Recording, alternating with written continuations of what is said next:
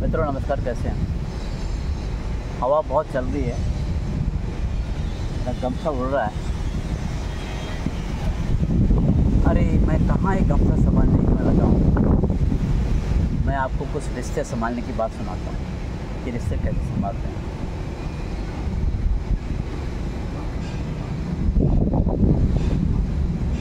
आपने अमूमन तौर पर देखा होगा, पति और पत्नी में छोटी मोटी बातों में झगड़े हो जाते हैं।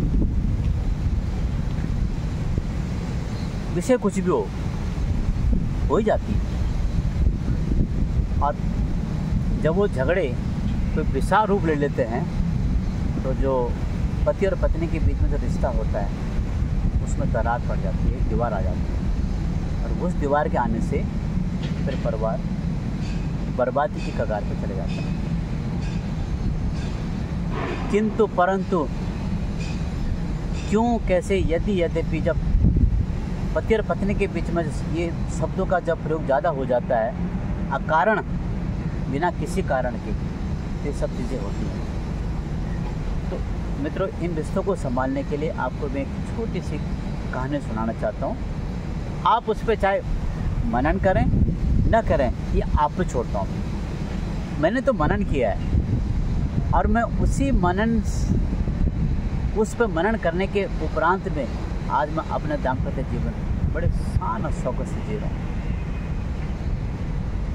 अब सुनिए, होता है क्या है, एक पति अपने पत्नी से बहुत परेशान है और पत्नी भी परेशान थी पति से।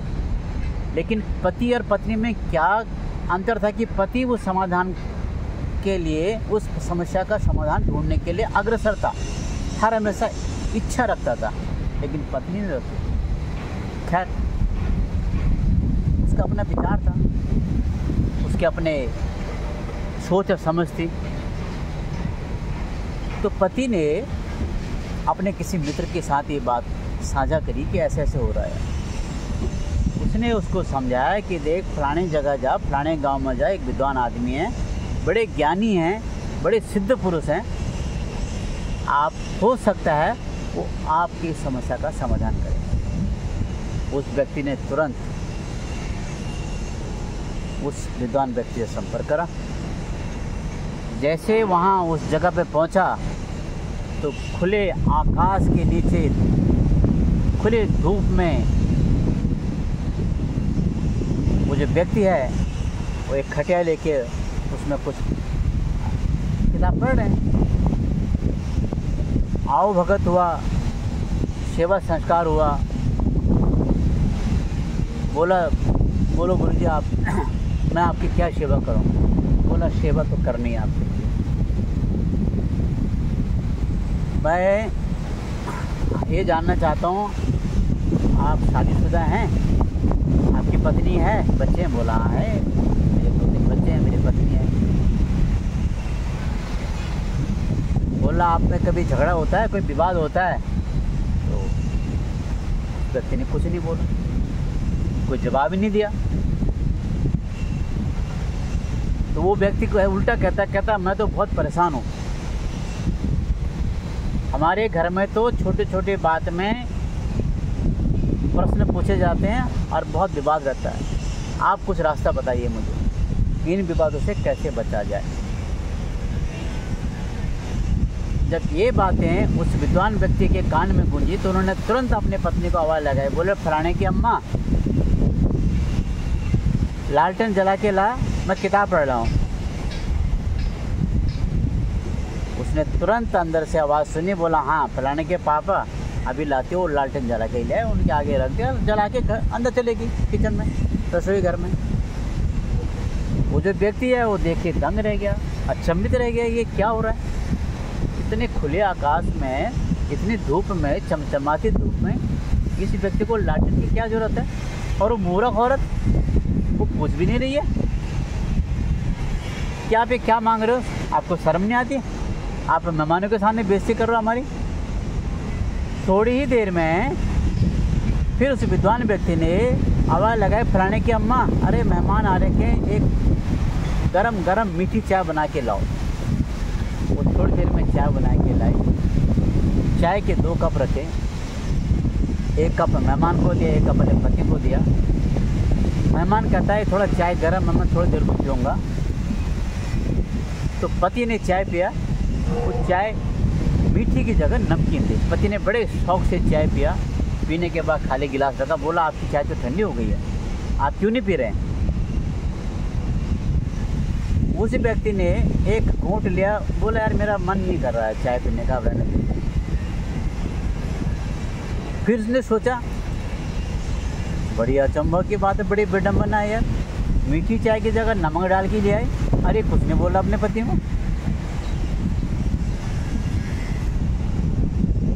अब विद्वान अपने पढ़ने में लग गया, तो जो व्यक्ति था उसने सोचा ये मेरे को मेरा उपवास कर रहा है, मेरा समाधान नहीं कर रहा। तो बोला गुरुजी मेरी समस्या का समाधान तो बताओ।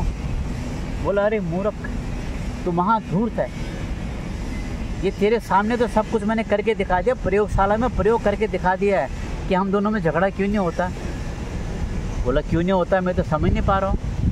बोला इसीलिए नहीं होता कि जो मैंने उसको बोला उसने मेरे आगे का पालन किया, बिना किंतु परंतु यद्यपि का प्रश्न पूछते हुए उसने सीधे वो काम किया। वो पूछ सकती थी मेरे को कि मूर्ख हैं आप, खुले आकाश में आपको दिखाई नहीं दे रहा, लेकिन उसने पूछा नहीं। जब उसको मैंने चाय के बोला, वो चाय जो ना वो चीनी नमक डाल के ले आए। मैंने उसको नहीं, ना उसने मुझे पूछा ना मैंने उसको पूछा। तो किंतु परंतु जहाँ तुम दोनों में हो जाता है तो ये समस्या आती है और फिर झगड़े और फसाद होते हैं। एक दूसरे को समझने की कोशिश करो। उसने ज़रूर कुछ ना कुछ मेरी बात को कोई महत्व, मेरी बात में कोई महत्व देखा होगा, इसलिए उसने पूछा नहीं, और मैंने भी उसके बाद में कोई महत्व समझा होगा इसलिए मैंने पूछा नहीं। वो लालटेन चला के चले गई, हमने चाय पी ली। इसमें दिक्कत कहाँ? दिक्कत तब आती जब वो मेरे को टोकती और मैं उसको टोकता। तो मित्रों, यदि आप दाम्पत्य जीवन में हैं तो आप इस सूत्र को जरूर अपने जीवन में प्रयोग कीजिए। आपका जीवन, आपका दाम्पत्य जीवन खुशी से भरेगा, आप मस्त जियोगे। जितना भी जीवन बचा हुआ है वो सही रहेगा। और जो व्यक्ति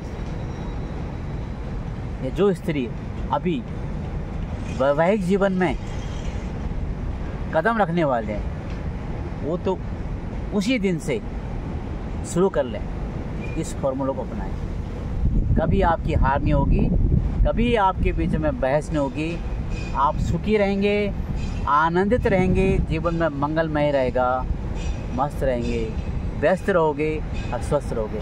मित्रों, कैसी लगी ये सीख आप मुझे ज़रूर बताएं।